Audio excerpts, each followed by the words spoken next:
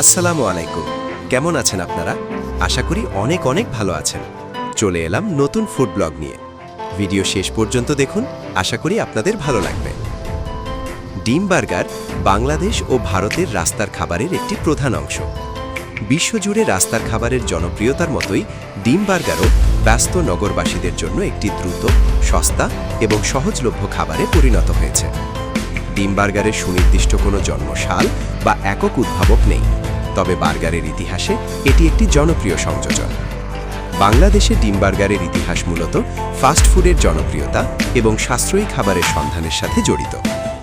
ডিম বার্গার মূলত পশ্চিমের খাবার হলেও বাংলাদেশে খুব দ্রুত জনপ্রিয় হয়।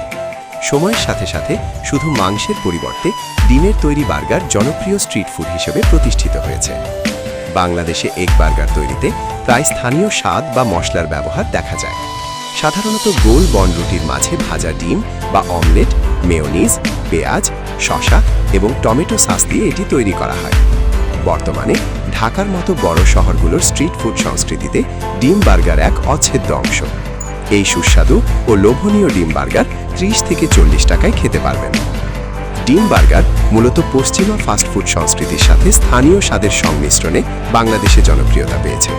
সস্তা এবং পুষ্টিকর উপাদানের ডিম, পাউরুটি, সালাদ সমন্বয়ে তৈরি এই বার্গারটি বাংলাদেশে স্ট্রিট ফুড বা রাস্তার খাবার হিসেবে জনপ্রিয়তা পায়।